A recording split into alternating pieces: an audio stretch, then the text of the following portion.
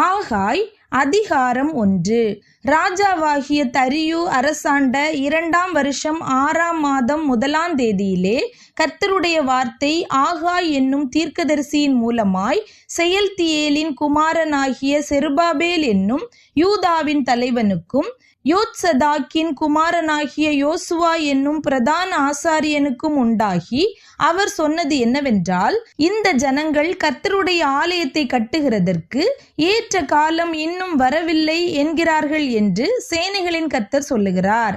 ஆனாலும் ஆகாய் என்னும் தீர்க்கதரிசியின் மூலமாய் கர்த்தருடைய வார்த்தை உண்டாகி அவர் சொல்லுகிறார், இந்த வீடு பாழாய் கிடக்கும் போது நீங்கள் மச்சு பாவப்பட்ட உங்கள் வீடுகளில் குடியிருக்கும்படியான காலம் இதுவோ?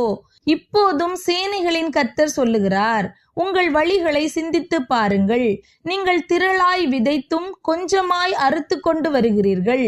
நீங்கள் புசித்தும் திருப்தியாகவில்லை, குடித்தும் பரிபூரணம் அடையவில்லை. நீங்கள் வஸ்திரம் உடுத்தியும் ஒருவனுக்கும் குளிர்விடவில்லை. கூலியை சம்பாதிக்கிறவன் பொத்தலான பையிலே போடுகிறவனாய் அதை சம்பாதிக்கிறான். உங்கள் வழிகளை சிந்தித்து பாருங்கள் என்று சேனைகளின் கர்த்தர் சொல்லுகிறார். நீங்கள் மலையின் மேல் ஏறி போய் மரங்களை வெட்டி கொண்டு வந்து ஆலயத்தை கட்டுங்கள். அதன் பேரில் நான் பிரியமாயிருப்பேன். அதனால் என் மகிமை விளங்கும் என்று கர்த்தர் சொல்லுகிறார். அதிகமாய் வரும் என்று நீங்கள் எதிர்பார்த்திருந்தும் இதோ கொஞ்சம் கிடைத்தது. நீங்கள் அறுத்து வீட்டுக்கு கொண்டு வந்தும் நான் அதை ஊதி போடுகிறேன். எதி நிமித்தம் என்றால், என் வீடு பாழாய் கிடக்கும் போது நீங்கள் எல்லாரும் அவனவன் தன் தன் வீட்டிற்கு ஓடி போகிறீர்களே, இது நிமித்தமே என்று சேனைகளின் கர்த்தர் சொல்லுகிறார். ஆதலால் உங்கள் மேல் இருக்கிற வானம் பனியை பெய்யாமலும் பூமி பலனை கொடாமலும் போயிற்று.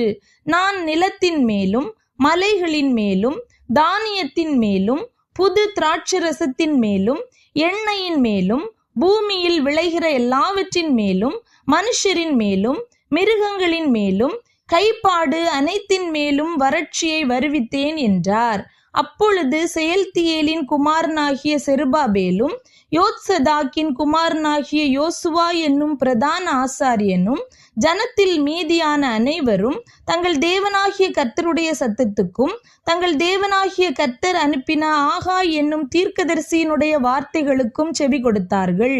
ஜனங்கள் கர்த்தருக்கு முன்பாக பயந்திருந்தார்கள்.